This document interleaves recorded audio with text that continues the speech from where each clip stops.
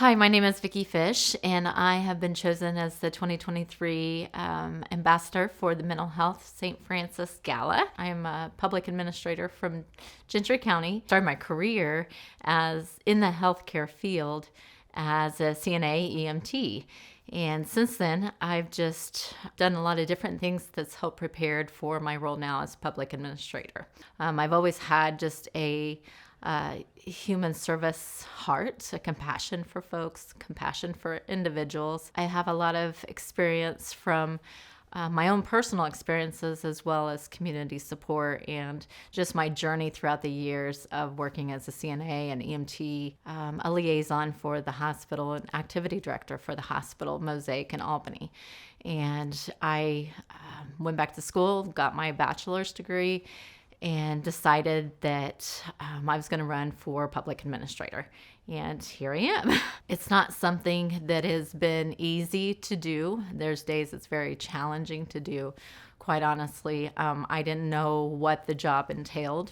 I'm anywhere from a social worker to a banker to a counselor to just a friend for some of these individuals. I served 54 individuals and started at 39.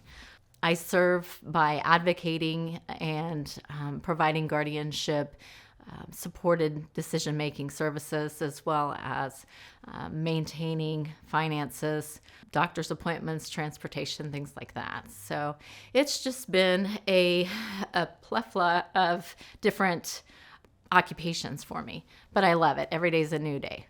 20 years ago was the first time that I had been in the inpatient unit at Maryville at St. Francis. And some of the same folks are still there from 20 years ago. They're still the same faces, but new challenges and new barriers. Just life in general has shown me lots of different dynamics, different conditions, and different environmental conditions, different barriers. And my brother-in-law committed suicide.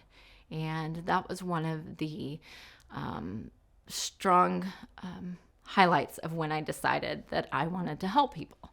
I've always been a helper. I've always been someone that wants to help others. But the loss of him, the loss of my oldest brother to an addiction just made me realize that there's more than myself out there. And so I think just a whole array of life experiences helped me decide that I wanted to help other people. And now that's what I am. I'm an advocate for 54 individuals through Gentry County. As a public administrator is to be that liaison between the probate judicial side and the guardianship, because often we criminalize the actions of mental health sometimes because we don't know what else to do. We don't know what to do with the individuals. So more times than not, I'm involved after a criminalization, after they have done something that we just don't know how to handle. And so that's my mission. That's my goal, is just continue to be that liaison for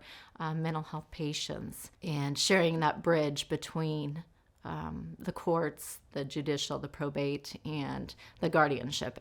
I'd say that criteria is the biggest barrier for my office, because criteria for the inpatient services is due to the lack of beds availability, is due to the lack of doctors, it's due to the lack of just community support after the inpatient stay.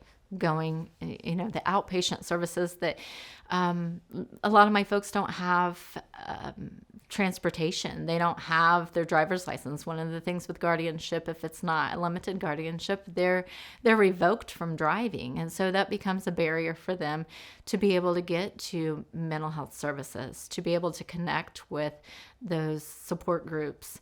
In the Gentry County area, it's just hard to find other individuals or support groups in the area to connect with. And I think that's sad. I think that is where Department of Mental Health and the collaboration of our entire community needs to coordinate on some type of programming, a transitional programming, an academy type programming, because I think we're going to see these individuals that are not born intellectual disability. It's going to be individuals that have been diagnosed because of environmental, because of substance abuse, because of just the lack of support and education. And so I think it's going to be very important to bridge that gap with the judicial system. I can be a voice for several through this. Mental health it's real, and it's here in our community, and we need to work with law enforcement. We need to work with our hospitals. We need to work with our ERs to be able to transition folks not 2 or 3 days later, but immediately to the services that they need.